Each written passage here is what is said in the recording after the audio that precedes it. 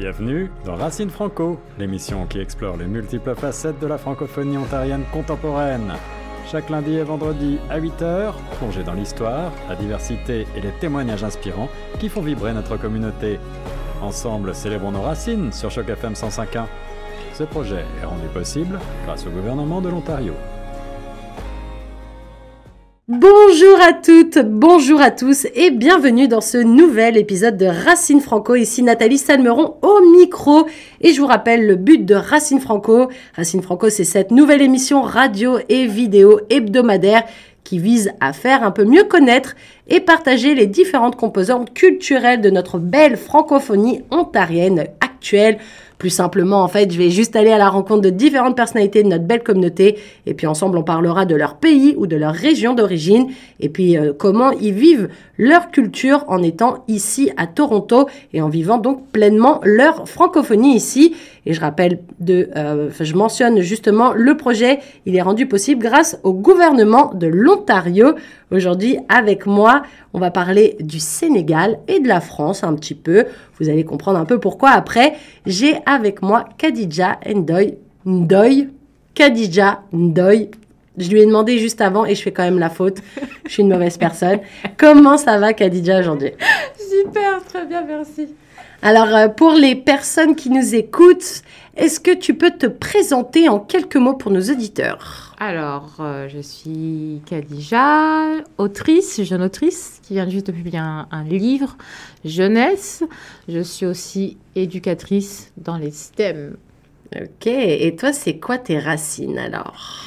Alors, mes racines, elles sont, vu mon nom et mon prénom, d'origine sénégalaise. Ouais, c'est sûr que tu venais pas de Suède. On sait jamais. Ouais, mais ça sonnait pas forcément suédois. Oui, je comprends.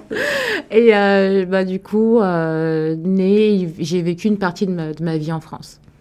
Ok, et par contre, ta culture, ton bagage culturel, grâce à tes parents, à ta famille, c'est le Sénégal.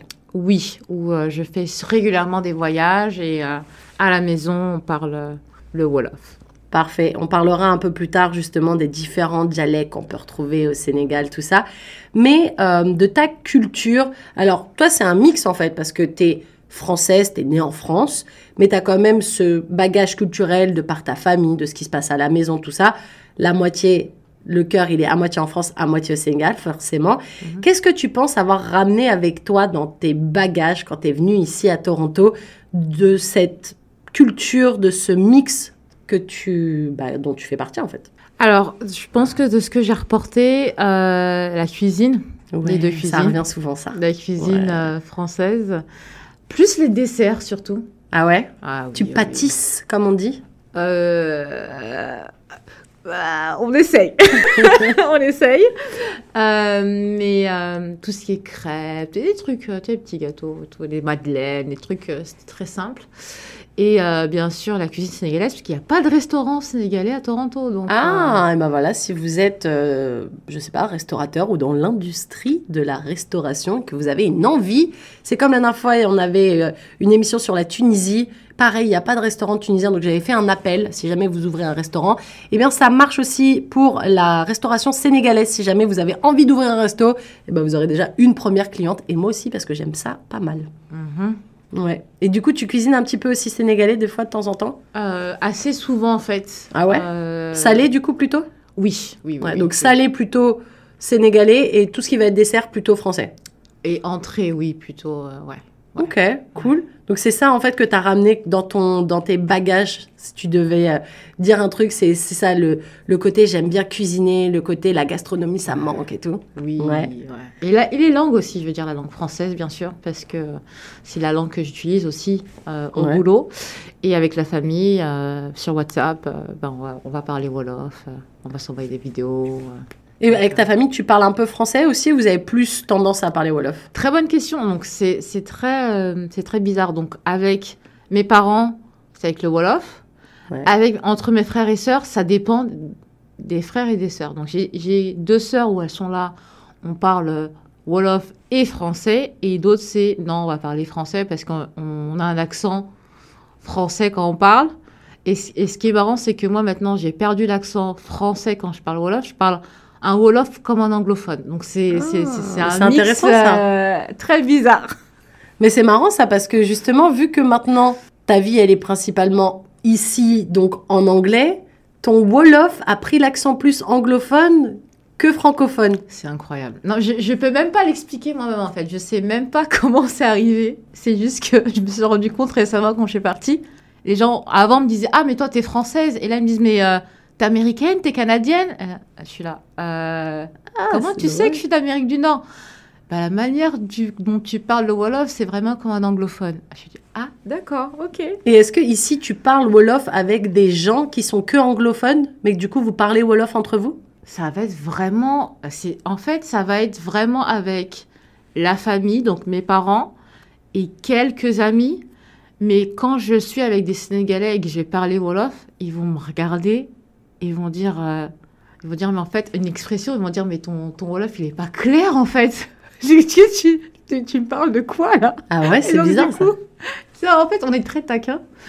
Et puis, qu'en fait, j'ai plus le côté français que sénégalais, parfois. Bah, du coup, je suis pas aussi habituée que les gens sont aussi taquins. Les Sénégalais aiment énormément taquiner les gens. Ouais, qui aime bien châtie bien. Ouais, exactement. Et du coup, j'ai un peu du mal avec ça. Et du coup, ils me piquent à chaque fois avec ça. Je leur dis, mais laissez-moi tranquille. On parle français, c'est bon, on arrête. De quoi t'es la plus nostalgique par rapport à ton pays d'origine, donc par rapport à la France, en fait? Le mode de vie. Ouais. Le mode de vie. Le mode de vie. Ici, j'ai l'impression que c'est tu marches ou tu crèves. C'est pas comme aux États-Unis, dans le sens où c'est go, go, go, go. Mais ici, j'ai l'impression on prend pas le temps de se poser. Ça va vite. Ça va super vite. Et on voit pas on n'apprécie pas le temps, en fait. Je sais pas si c'est comme ça. J'ai jamais été vraiment à Montréal, mais de ce que j'entends, c'est que les gens prennent le temps. J'ai l'impression qu'à Montréal, la vie, elle est plus collée sur le modèle européen. Je dirais pas franco-français parce que je ramène pas tout à la France, mais j'ai l'impression que c'est plus calé sur le mode européen où on prend peut-être un peu plus le temps de se poser dans un parc et genre pas faire grand-chose. Exactement. Alors qu'ici, on a l'impression que le temps, c'est de l'argent, ça a beaucoup de sens ici, et que les gens, ils sont toujours dans le speed, ils ont toujours deux boulots, beaucoup de gens. Et voilà, on est bien placé pour savoir, ça travaille tout le temps, parce que forcément, il faut faire rentrer des sous, la vie, elle est quand même assez chère. Et à un moment donné, si tu te poses et que tu regardes les petits oiseaux qui volent, c'est pas ça qui va te donner à manger à la fin du mois. Bien sûr, mais je veux dire, à un moment, où est l'équilibre? Ouais, c'est vrai. Et par rapport au Sénégal, est-ce que tu trouves que ça aussi, c'est un truc qui est différent par rapport à ici? Genre, est-ce que là-bas, on prend aussi plus le temps de vivre? Bien sûr. Et je pense que pour moi, la période la plus difficile, et c'est pour ça que j'ai choisi Toronto plutôt que Montréal, c'est que déjà, le blues de l'hiver. Ouais, c'est compliqué là-bas, c'est plus dur. C'est plus dur à Montréal. Donc, je préfère souffrir ici à Toronto, on va dire, avec moins de neige et avoir moins de froid aussi. Et moins de froid. Qu'être à Montréal complètement déprimée. Et là, je me dis, et c'est le moment de l'année, en fait, à chaque fois, où je quitte le pays. C'est-à-dire que je reste au mois de décembre, janvier, je suis là, février, au revoir, bye, je retourne en Afrique, je retourne juillet. Et je reste pas, dans le sens où c'est pas que j'aime pas le pays, c'est qu'en fait, mentalement, c'est compliqué pour moi. Ouais. Il y a des trucs comme ça où c'est dur même après un certain temps, parce que toi, on ne l'a pas dit, mais ça fait une dizaine d'années que tu es là déjà. Et quand bien même les années passent, il y a des trucs, c'est pas pour toi, c'est pas pour toi. Et autant subir ou partir, tu as l'opportunité de partir, pars. C'est la santé mentale, on le mentionne souvent maintenant, c'est suffisamment important pour le prendre au sérieux, quoi. Comment elle est la communauté sénégalaise ici à Toronto? Nous, on en avait parlé un peu en préparant l'interview. On avait fait le constat de dire qu'il y a une communauté plus importante à Montréal. On y revient. Pourquoi? Et moi, je disais la même chose parce que je transférais ça à l'Algérie. Et je disais, oui, les Algériens, ils sont plus à Montréal. Pareil pour la communauté marocaine.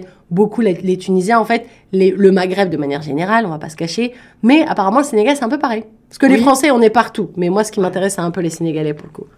C'est la langue, en fait. Je pense que beaucoup de Sénégalais ont ce blocage de la langue avec l'anglais et se disent ça va être plus compliqué.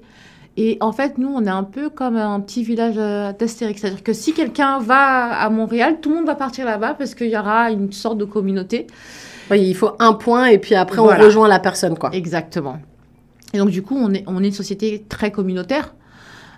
Et donc, du coup, bah, il y a un Sénégalais, ok, j'y vais. Et moi, du coup, je me suis dit, non, c'est mieux pour moi d'améliorer mon anglais et d'être en partie anglophone. Mais du coup, bah, il y a le fait que je suis vraiment déconnectée, parce qu'il y a quand même on va dire, une communauté sénégalaise. Ici à Toronto? Pas à Toronto. C'est-à-dire, ici, ça va être quelques étudiants, mais c'est plus à Ajax.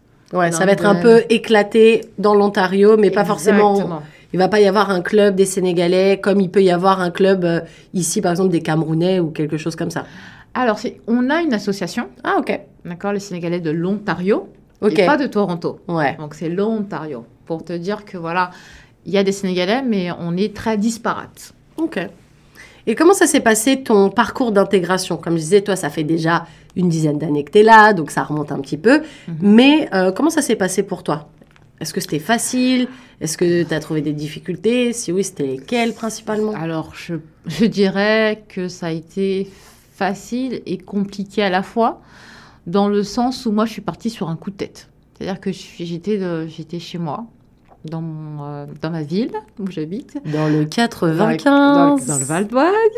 Forcément, ça nous fait un point commun, vous vous doutez bien, parce que je raconte toujours ma vie, les gens à force ils savent. Je pense que limite, ils pourraient poser l'endroit où j'habite, à force d'en parler. Et donc, du coup, j'ai vu un reportage, c'était à la base sur Calgary, la ruée vers Calgary.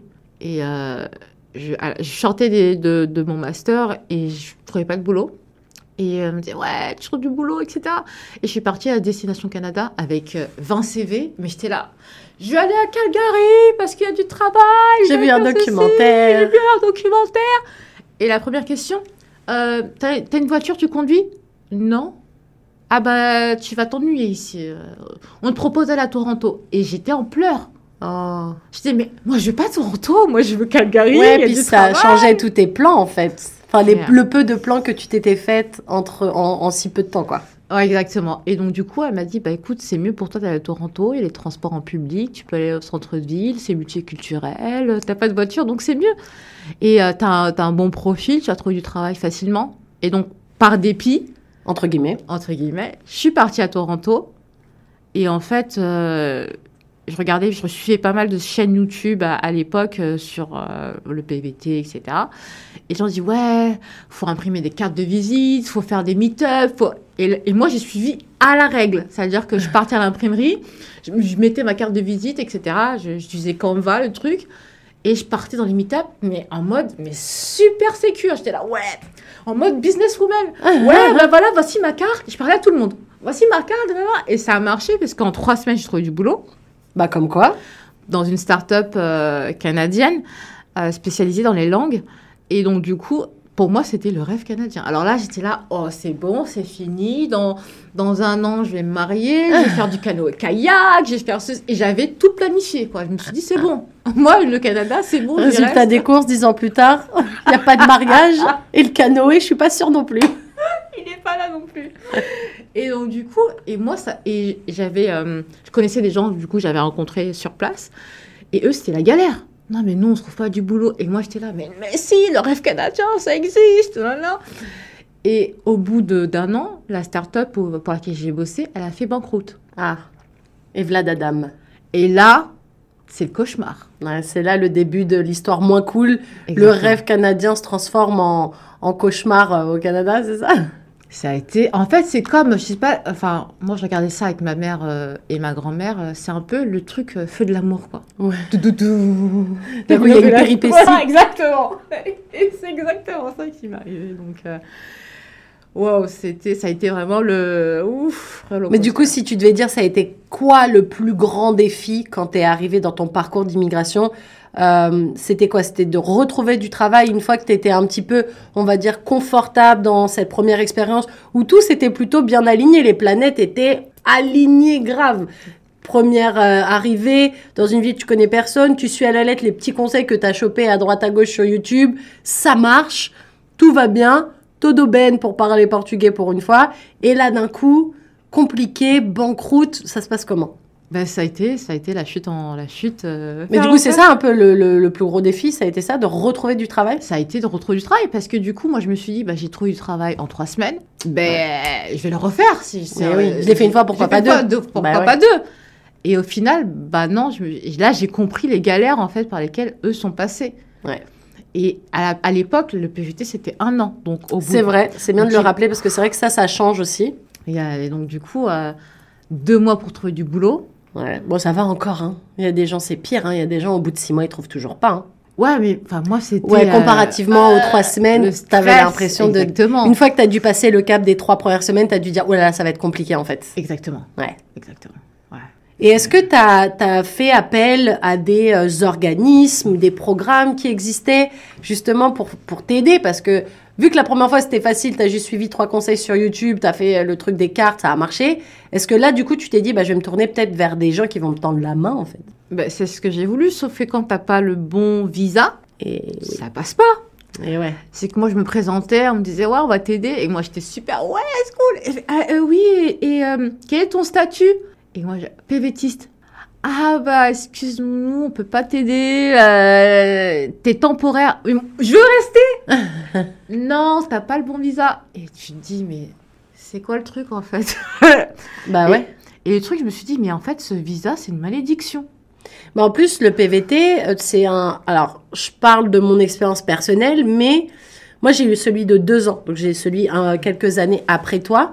Mais il me semble que ça, c'est un truc qui change pas. Mais peut-être que je me trompe.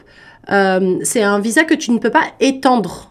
Donc, une fois que tu as fini ton PVT, soit tu passes sur une résidence permanente, XY, ou alors tu passes sur une mobilité francophone, un visa fermé, parce que c'est un petit peu les 2 seuls, ou alors tu te maries, ou bref, il y a quelque chose. Mais je veux dire, en option qui s'offre à toi, tu peux pas juste demander à étendre ton visa. Donc toi, tu t'es retrouvé un peu coincé comme ça. Coincé, et au final, j'ai eu quelqu'un qui a pu m'aider, sous le chapeau, d'accord, et qui m'a dit, écoute... il faut trouver un travail de customer service. Et j'ai trouvé mon travail sur Kijiji. Ouais, comme quoi? Kijiji. Et c'était un boulot de customer service. Et là, je me dis, c'est bon, je vais remonter la pente. Ouais. Là, je me dis, Canadian Dream, c'est bon. On est reparti. On est reparti. C'était juste une petite phase. Et en fait, non, pas du tout. Pas du tout. Ça a été... compliqué. Compliqué. Très, très compliqué. Qu'est-ce que tu penses, selon toi, justement, Khadija, quels sont les défis auxquels les francophones, en étant nouvel arrivant, t'es confronté direct, en fait? Moi, je pense que le plus dur, ça a été la mentalité. J'ai vécu en Chine avant, j'ai vécu au Mexique, et je savais déjà qu'il y avait entre la mentalité chinoise et française une différence. Ouais. Entre la mentalité mexicaine et française et sénégalaise, il y a des différences. En venant ici, j'ai assumé qu'on était en Occident, on pense à la même chose. Que du coup, qu'en France, qu'au Canada, ça se passe un peu comme en France? Oui, c'est similaire. Ok. On est similaire, peut-être des petites différences. Et en fait, le fait que nous, on est plus franc-parler. Ouais. On dit plus les choses. Ça passe pas. Ouais. Et là, c'est comme si, en fait, j'étais sur le ring et je prenais des patates, des coups. Ah oui. Et là, je me dis, mais attends... Et là, tu te remets en question, tu dis, mais attends, ah oui, donc il y a vraiment des différences... Donc pour toi, le plus gros truc, c'est le décalage culturel, quoi. Oui. Le choc culturel, comme on dit. Le choc. Pourtant, tu avais vécu dans plusieurs endroits, donc en général, tu as plus, entre guillemets, l'habitude d'avoir un certain décalage, d'être confronté, parce que tu l'as déjà vécu en étant en Chine, en étant au Mexique. Forcément, il y a un petit choc culturel toujours quand tu arrives quelque part. Mais là, ça te l'a fait quand même, quand bien même tu avais déjà eu des expériences à l'étranger. Parce que j'ai assumé, en fait, que c'était similaire. Je me suis dit, oui, on a des différences, mais... C'est pas si incroyable. C'est pas si incroyable, en fait. Ouais. On écoute la même musique, on connaît Drake. Puis en plus, on a l'impression, en tout cas, moi, c'était mon impression peut-être, mais que le Canada et la France, on est un peu cousins. Tu vois, parce que quand... En tout cas, de France, tu vois le Canada, c'est toujours le côté très sympa du Québec, où du coup, ça parle français, ou alors des anglos un peu à l'américaine, très, très dans l'entertainment, pour parler du bon français, toujours dans la joie de vivre, dans le show, dans le spectacle, dans le truc. Donc, tu te dis, moi, j'ai moi, personnellement, je sais que j'ai un comportement un peu... j'aime bien faire la fête, j'aime bien parler avec les gens. Je me dis, ça va matcher, c'est cool, on va se faire plein d'amis et tout. Et je te rejoins sur le côté, tu sais pas trop sur quel pied danser. Quand on te dit des trucs, tu sais jamais si c'est réellement positif ou négatif. T'as peur de dire frontalement ce que tu penses. Moi, je me rappelle mes relations avec mes collègues. Mes collègues en France, j'ai toujours été comme si c'était des amis. Tu vois, genre en général, même ça devient un peu des amis. Là, tu sentais que c'était tes collègues de travail. Et je me rappelle même, moi, pour raconter ma vie, c'est ton émission, mais je raconte ma vie, allons-y.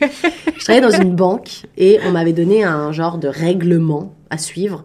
Donc, avec tous les vêtements que j'avais pas le droit de porter, genre, tu vois, là, je suis en face de toi, j'ai une casquette, j'ai un jean, des baskets ou quoi que ce soit. Déjà, ça, c'était no. C'était non. T'avais pas le droit, alors que je faisais pas face à des clients, j'étais au head office et tout, enfin bref. Et il y avait aussi un truc de, tu n'as pas le droit d'avoir des relations plus que professionnelles avec tes collègues. Donc, si c'est juste boire un café, t'avais le droit. Mais admettons, si le gars de la compta, tu penses que c'est l'homme de ta vie, eh ben non. Alors que en France, ou en tout cas en Europe, de manière générale, il y a plein de personnes qui trouvent leur compagnon, leur conjoint de vie via le travail, parce qu'on y passe 8 heures par jour. Donc, c'est quand même l'endroit où on passe le plus de temps. Et moi, je trouvais que le décalage, il était aussi important à ce niveau-là.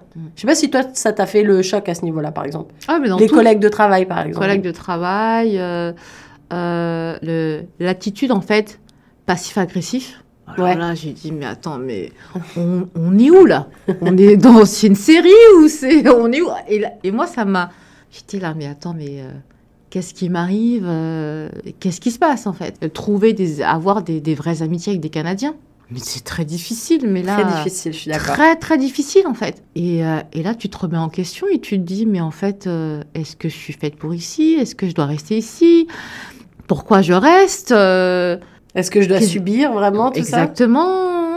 C'est quoi le but? Enfin, du coup, tout s'effondre, en fait. Et je me suis dit, on fait quoi maintenant alors? On continue ou pas? Et le truc, c'est que je suis restée 10 ans. Et en 10 ans, tu vois les gens... Année après année, je rentre.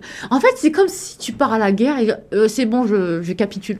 Et t'es là, t'as le front, on est 100, au bout d'un an, on est 80, après on est 70, après on est 50, après on est 20, et là... Et il en reste plus que 2.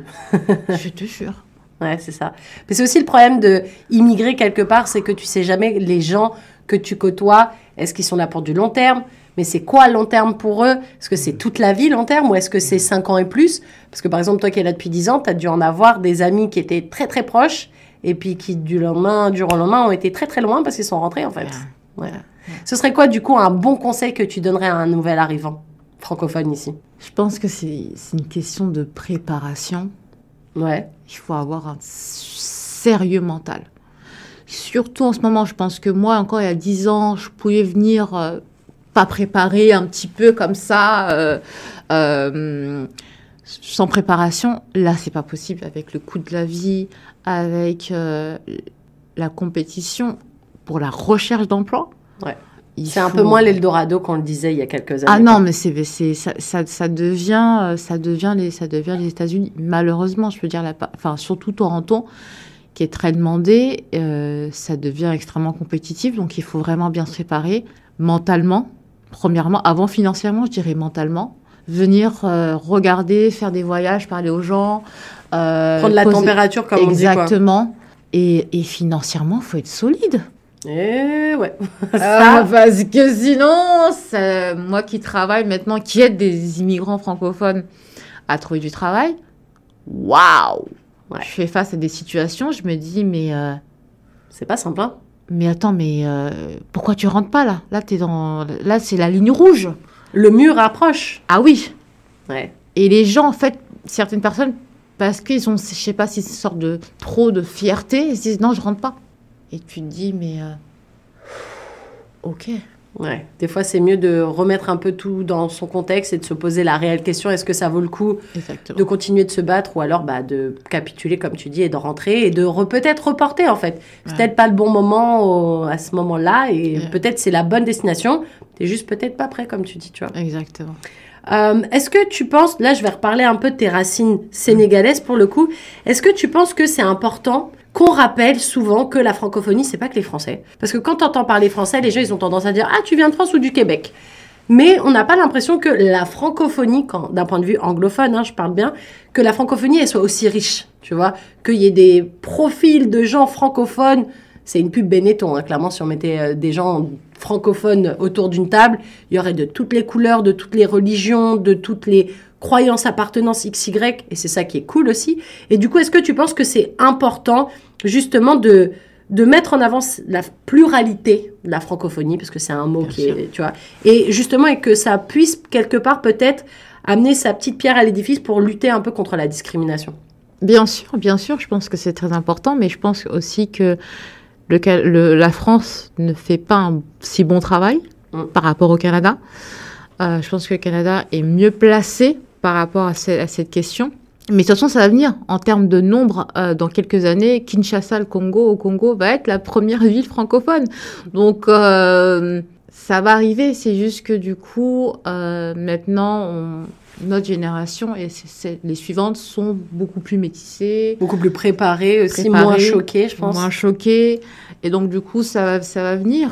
Donc, moi, je me fais pas de soucis. C'est vrai que quand j'étais plus petite, je me posais beaucoup de questions identitaires. Mais là, non, je revendique encore plus mes racines. Je suis encore plus fière maintenant que quand j'étais petite, par exemple. Pourquoi? Parce qu'avant, c'était plus obligatoire, que tu n'avais pas le choix, et que maintenant, au contraire, genre, tu es épanouie dans ta vie? Restons politiquement corrects, mais dans le sens où je veux dire que la France est un pays d'assimilation. Et mes parents, beaucoup de parents d'Afrique de l'Ouest, ont été, je vais pas dire, je trouve pas le mot exact, contre, mais ont voulu que leurs enfants gardent leur culture. Ouais, s'émanciper un peu du truc trop franco-français, du carcan, quoi. Exactement. Donc, ce qui fait qu'il y a, en dehors de la maison, il y avait des conflits. Donc, c'était compliqué. C'était compliqué quand j'étais petite. Je voulais, bien sûr, être française. Mais mes parents me rappelaient à chaque fois, t'es sénégalaise, attention. Tu peux pas t'assimiler. Par exemple, moi, je sais, une anecdote, par exemple, quand j'étais petite, et on avait des visites à l'infirmerie, j'avais une infirmière qui disait, mais pourquoi t'as pas un prénom français? Et moi, je revenais en pleurant. Et je disais à mes parents, mais pourquoi tu m'as pas donné un prénom français? Et mes parents me disaient, mais t'es sénégalaise? Oui, ouais. T'es française et sénégalaise. Donc, on te donne un nom sénégalais. Tu dois être fière et tu dois dire à l'infirmière que tu es d'origine sénégalaise. Et ça a été quoi le déclic pour être maintenant, justement, fière et revendiquée? Mais j'assume, alors qu'avant, j'assumais pas. Avant, je voulais vraiment... t'intégrer dans le petit moule, quoi. Être plus française que la vraie française d'origine. Alors que maintenant, j'ai compris, non, je peux être française et sénégalaise. Il n'y a pas de conflit. Ouais. C'est bon. Alors qu'avant... j'avais ce complexe, en fait, d'infériorité. Je me disais, ouais, je suis française, mais seulement quand j'étais à l'extérieur du pays. Ouais. Quand j'habitais en Chine, on me disait, ouais, t'es quoi? Je suis française. Et je me regardais, mais t'es noire. Oui, il y a des Français noirs. Alors que maintenant, je dis, non, je suis franco-sénégalaise, canadienne. Et là, je dis, ok. Et là, je vois le changement. Je vois que les gens, ok, tu t'assumes. Donc, tu sais que t'es française. Oui, je le sais. Ok, c'est intéressant quand même. Parce que comme quoi, avec le temps, il y a certains trucs qui étaient très importants. C'était primordial de vouloir, par exemple, faire la petite franco-française, très intégrée, nanana. Alors que maintenant, au contraire, ça fait partie de ton personnage. C'est une facette, entre guillemets. Parce que voilà, t'es né, t'as grandi en France. Mais... tes racines à toi, elles sont méga importantes et t'as pas envie de les cacher pour faire la petite franco-française, quoi. Oui, j'ai compris que il y avait pas, c'était pas antinomique, il y avait pas vraiment de conflit à être française et sénégalaise. C'est juste que ce sont deux cultures différentes. Et puis voilà. Ouais, et le lien, on parle français. En plus, ouais. Voilà, donc. Voilà. Ouais, je sais pas quoi dire. Pour moi, il y a pas de conflit. Alors que quand j'étais petite, c'était vraiment pour moi un conflit. C'était est-ce que je suis française? Est-ce que je suis sénégalaise? Parce qu'à ce moment-là, il faut que je sois plus française que sénégalaise en fonction des gens que j'ai autour de moi et des trucs comme ça. Et je pense qu'aussi, c'est le fait que, vu que j'ai les deux passeports, c'est que aussi, quand j'étais plus jeune et par exemple, quand j'habitais en Chine ou au Mexique, c'était plus facile qu'on m'écoute quand je disais que j'étais française. Non, parce que quoi qu'il arrive, t'étais étrangère. Donc, peu importe du pays que t'allais venir, eux, ils vont un étranger. Non, c'est pas pareil. Ah ouais? C'est-à-dire que moi, je sais qu'en Chine, par exemple, j'avais un meilleur traitement que les Africains, qui avaient que un passeport africain. Ah, ok. Alors que moi, quand je disais, bah, ouais, ils me disaient, ouais, toi, t'es noire. Oui, mais je suis française. Ah oui, tu passes, oui. Ah ouais, c'est Tu fou passes. ça. Tu passes. Oui, t'as le droit. Au Mexique, quand je parlais des trucs, ils me disaient, oh, t'es africain, oui, t'as un passeport français? Ah oui, tu parles français? Oui, tu passes. Donc j'avais des passe-droits. Ah ouais. En étant. Donc, du coup, ça, j'ai vu La différence. Et pareil, maintenant, j'ai quasiment la nationalité canadienne, donc moi, je me considère comme canadienne aussi. Et là, c'est un autre niveau. Ouais. Là, c'est, t'es canadienne, et tu regardes, ah oui, c'est trop bien. Et je me dis, ok, d'accord. Donc, Puis en plus, ici, on sait le parcours d'immigration, comment ça peut être compliqué. En général, au Canada, on vient tous de quelque part. Donc forcément, quand t'as le passeport, on se dit, oh là là, le Graal, ça y est, t'es arrivé à la fin du parcours, quoi. Exactement. Alors, on va passer à la deuxième partie de l'entrevue. Maintenant, ça va plus être comme un quiz. Et ça va être plus par rapport au Sénégal. On oublie la France, pour le coup. Quel est, selon toi, Khadija, l'acteur ou l'actrice la plus emblématique, la plus connue du Sénégal? C'est marrant parce qu'elle est franco-sénégalaise. Ok. Omar Sy. Ah bah ouais, complètement. Bah, en plus, là, ça parle à tout le monde, Omar Sy. Anglophone, francophone, tout ce que tu veux. Ouais, grave, complètement. Ok, côté musique maintenant, chanteur ou chanteuse emblématique? Alors, emblématique, forcément, Youssou N'Dour. Ouais, Très pareil, connu. très connu. Ouais. Ouais. Un film... Akon aussi. Akon, ah ouais, Akon. Pour les anglos, ouais, Pour les carrément. Anglos, ouais. Ah, je me rappelle de lui, il avait tout cassé en France quand il avait Yeah. fait ses chansons. Ouais, je me rappelle. Un film culte. Alors là... La Colle. La Colle. Un film peut-être que tes parents, ils adoraient regarder, peut-être, c'est plus C'est simple. plus des séries que des films, Ok. en fait. Par exemple, en ce moment, ça va faire peut-être 5-6 ans, les séries sénégalaises sont très populaires Ok. en Afrique. Et il y en a une qui avait vraiment cassé la baraque, comme on dit. C'était La maîtresse d'un homme marié. Ça s'appelle comme ça? Oui. C'est très drôle le titre. Bah, en fait, ça part de la culture sénégalaise, qui est une culture polygame. Ok, ouais, c'est vrai. Et donc, du coup, être la maîtresse d'un homme marié, le titre est vraiment révélateur et tout le monde regarde. Tout le monde regarde. Ok. Un plat typique sénégalais. Alors, je sais qu'il y en a plusieurs, mais si tu devais donner un plat pour toi, peut-être celui que tu préfères au final, ce serait quoi? Alors, je vais aller avec le plat traditionnel. Et j'espère qu'il n'y a pas de Nigérians qui vont écouter ce podcast.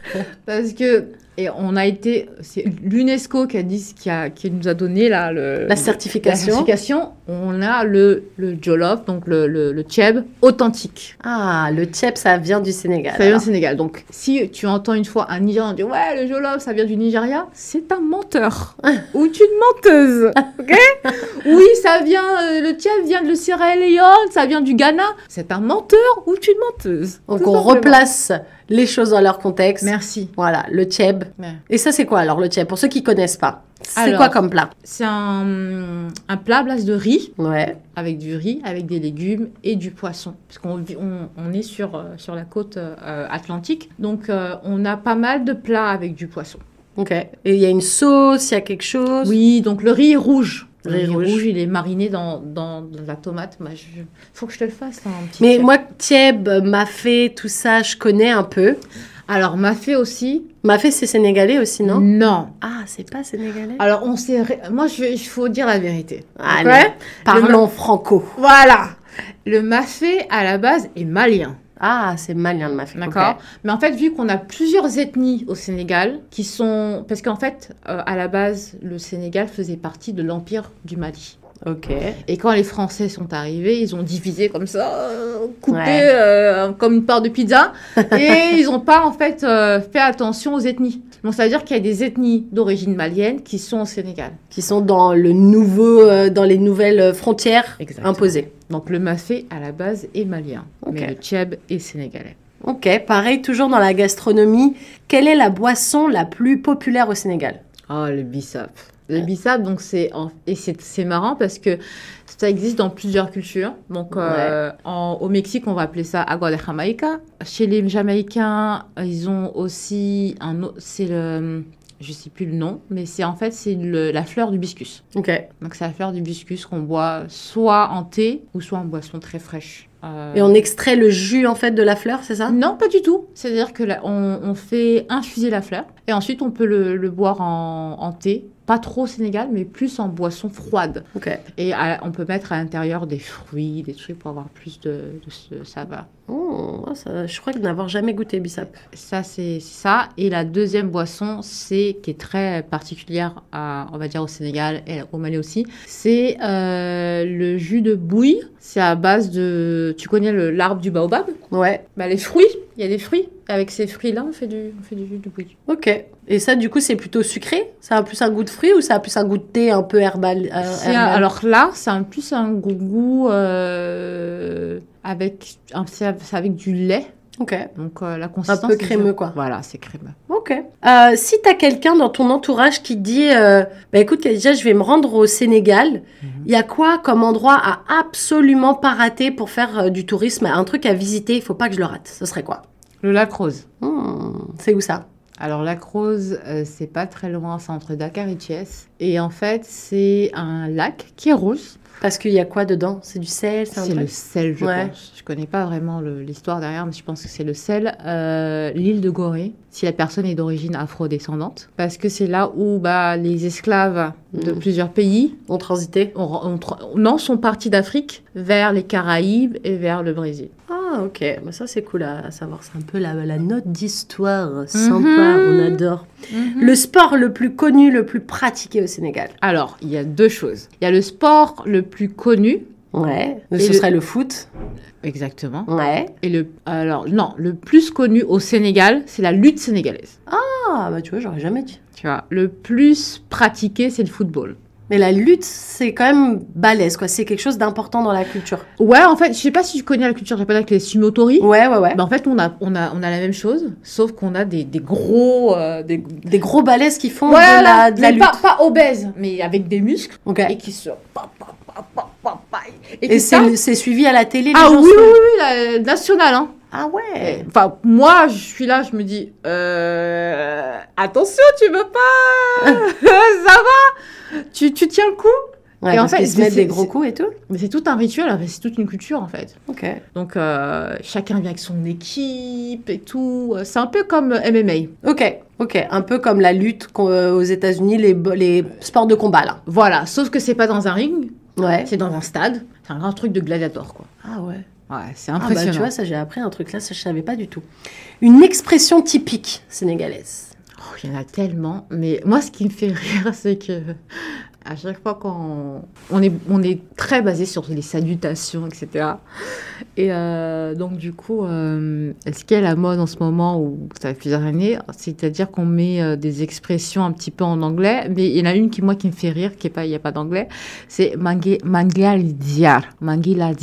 Donc ça veut dire en gros, je te passe le bonjour, mais en fait c'est marrant parce que la manière dont ils le disent, en fait, ça me fait rire. Et en fait, quand tu vas sur TikTok et tu vas dans les lives, ils sont toujours en train de le dire et moi, ça me fait rire. Je rigole parce que moi, je le dis pas, en fait. Donc, ils disent, ouais, comment ça? Et moi, je dis, ouais, je vais bien. Et ils se regardent, fait, ok, d'accord. Et ils sont très pompeux. En fait, ce qui est marrant, c'est que la culture sénégalaise a vraiment beaucoup de similitudes avec la culture canadienne. Ok. Dans le sens où, contrairement aux Français, ils vont pas dire les choses directement. Ouais, ils vont passer par des petites passerelles pour te faire comprendre des choses. Embellir les choses, etc., etc. Alors que moi, quand je vais parler, du coup... Il y a le côté français, quoi, qui ressort. Il y a le côté français qui ressort, c'est-à-dire que du coup, je vais pas embellir, tu vas être plus frontal, quoi. Je vais te dire bonjour, comment tu vas, le Sénégalais? Comment ça va, ma jolie fille? Est-ce que tu as passé une bonne journée? Oh, tu es magnifique aujourd'hui. Et moi, je vais, ça va bien? Oui, ok. On enchaîne. Il y a quoi comme stéréotype sur les Sénégalais? Un cliché, ça, c'est pas forcément négatif, parce qu'en général, quand on associe le mot stéréotype, c'est forcément négatif. Non, un truc, ça peut être même super drôle, tu vois. Un truc qui appartient vraiment à la communauté sénégalaise, genre. On sait vraiment bien accueillir les gens. Ouais, accueillant, chaleureux. Accueillant, chaleureux. On a un terme qui s'appelle la teranga. On est vraiment très accueillant, très chaleureux. On aime bien mettre à l'aise nos invités. Ok. Il y a combien d'heures de vol entre le Sénégal et Toronto, est-ce qu'il y a des vols directs, je sais pas, depuis Dakar par exemple, ou est-ce que pareil, c'est des stops soit en Europe, soit à Montréal, parce que je sais que la connexion avec Montréal, elle se fait plus facilement pour les pays d'Afrique en général, c'est ça? Ouais. Alors, moi, je passe toujours par la France. Par Richard de Gaulle? Ouais. Je connais. Donc, c'est long. C'est long, ouais. Il y a combien d'heures de vol en tout, du coup? Parce que tu fais donc Dakar. T'es de Dakar, toi, au Sénégal? Je suis de Rufisque. Rufisque, c'est un quartier de Dakar. Ok. Donc, du coup, aéroport de Dakar de départ. Voilà. Donc, déjà, Dakar-Paris, il y a combien? 5 heures. 5 heures. Et après, Paris-Toronto, c'est 7 heures. Ouais, c'est pas cool. Il y a combien d'heures de décalage avec le Sénégal, du coup? Il y en a 2 avec la France. Donc, ça fait 8. 8 heures en moins, du coup. Yeah. Ah ouais. Ok. C'est quoi la capitale? Bon, on l'a un peu dit maintenant. Oui, Dakar. Est-ce que du coup, donc on en parlait un petit peu tout à l'heure brièvement, mais il y a combien de dialectes? Tu parlais Wolof tout à l'heure, tu parlais du Wolof, mais il y en a plusieurs. Et je sais qu'en général, il y en a beaucoup. Alors, je vais t'arrêter là. Ce ne sont pas des dialectes. Ce sont des langues officielles? Alors, la chose est que officiellement, le français est la langue administrative. Ok.